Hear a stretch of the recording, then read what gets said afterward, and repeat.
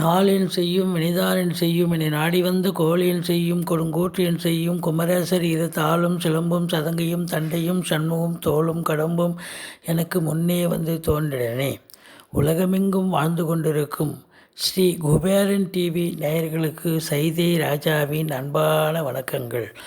நாம் இப்பொழுது வார ராசி பலன்கள் வாக்கிய பஞ்சாங்க அடிப்படையில் சொல்ல இருக்கிறோம். டிசம்பர் 19 முதல் டிசம்பர் 25 வரைக்கும் உள்ளடக்கிய நாட்களுக்கு கிரகங்கள் 12 ராசிகளுக்கும் எப்பேற்பட்ட பலனை வழங்கப் போகிறது என்பதை ஒவ்வொரு ராசியாக பார்க்கலாம் வாங்க. கடகராசி அன்பர்களுக்கு இந்த வாரம் எப்படி இருக்க போகுது அப்படின்னு பார்த்தீங்கன்னா சிறப்பாகவே இருக்குங்க. ஏன்னா ராசியை குரு பார்க்குறார், 3ஆம் இடம் முயற்சி ஸ்தானத்தை குரு பார்க்குறார், 5ஆம் இடத்தை குரு பார்க்குறார், 9ல் குருவே இருக்கிறார். முதல் தர யோகாதிபதி 5க்கும் 10க்கும் உடைய செவ்வாய் 11ஆம் இடத்துல இருந்து 5ஆம் இடத்தையும் பார்க்குறார்.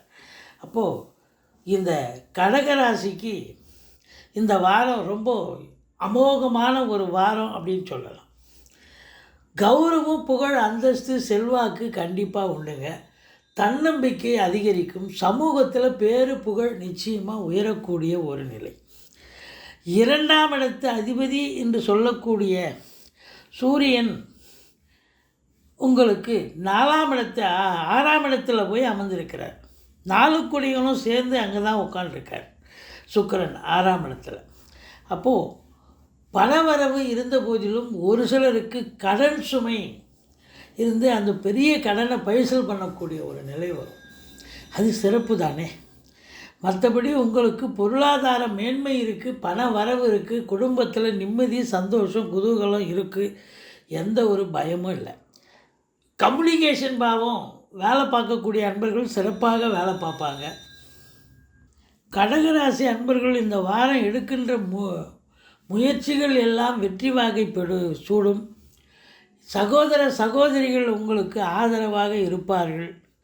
மற்றபடி உங்களுக்கு 4ஆம் இடத்துல கேது இருந்து சனி பார்க்குறது ஒரு மைனஸ் தாங்க.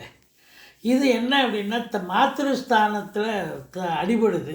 தாயாருக்கு தேக ஆரோக்கியம் பாதிக்கப்படும், மருத்துவமனை செலவு வைக்கும், வண்டி வாகனங்கள் செலவு வைக்கும். அதனால் நிறைய ரிப்பேர் பார்க்குற செலவு, இப்படி மன உளைச்சலை ஏற்படுத்தும். உங்களுக்கு பிபி சுகர் எகிறோம். மெயின்டெனன்ஸ் செலவு கூடுங்க.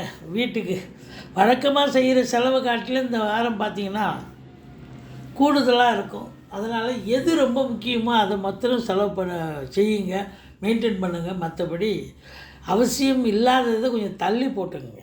இல்லைன்னா செலவு ரெட்டிப்பாகி உங்களுக்கு விழிபிதுங்க வைத்துவிடும். உங்களுக்கு பிபி சுகர் எகிரி நீங்கள் மருத்துவமனைக்கு போக வேண்டியதுதான். ஆனால் பாருங்கள், 5ஆம் இடத்தை 5 செவ்வாயும் பார்க்குறார், குருவும் பார்க்குறார்.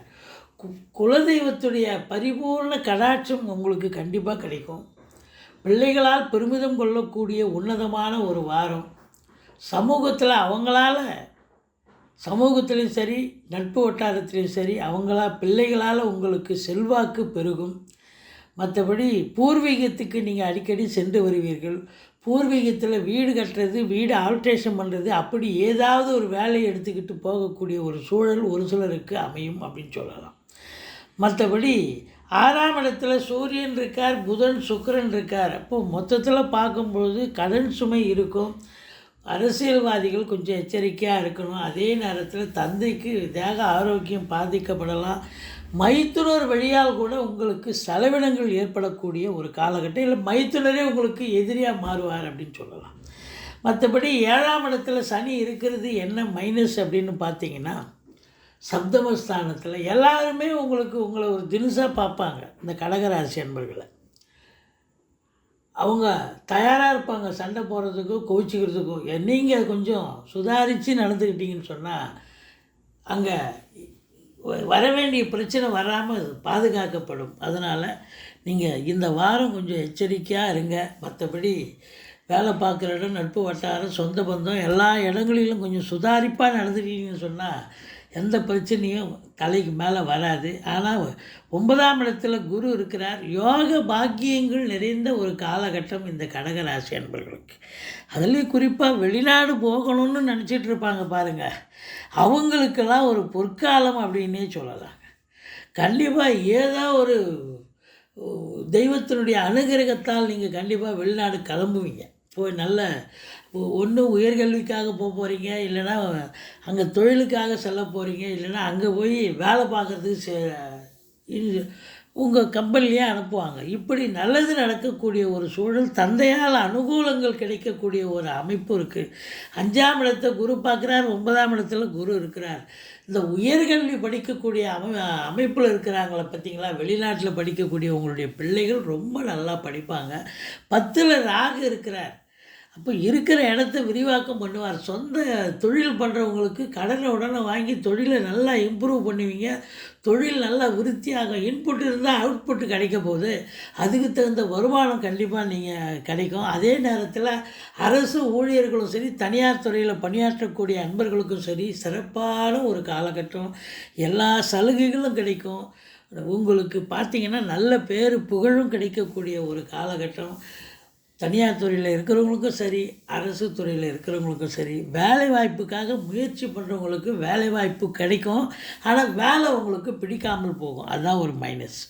மற்றபடி உங்களுக்கு 12ஆம் இடத்து அதிபதி 12ஐ பார்ப்பதால் உங்கள் கல்வி நிறுவனங்கள், கல்வியாளர்கள் இவங்களுக்கெல்லாம் சிறப்பாக இருக்கும். நீங்கள் உங்கள் பிள்ளைகளை என்ன இன்ஸ்டியூஷனில் சேர்க்கணுமோ அதை சேர்த்து படிக்க வைப்பீங்க. மற்றபடி நிறைவான ஒரு காலகட்டம் இந்த கடகராசி அன்பர்களுக்கு இந்த வாரம் பாருங்கள், ரொம்ப ரொம்ப சிறப்பாக இருக்க போது பாருங்கள். ஸ்ரீ குபேரன் டிவியை பார்த்தமைக்கு நன்றிகள். மேலும் இது போன்ற தகவல்களை தெரிந்து கொள்ள ஸ்ரீ குபேரன் டிவியை சப்ஸ்கிரைப் செய்யுங்கள். மறக்காமல் பெல் ஐக்கானை கிளிக் செய்யுங்கள்.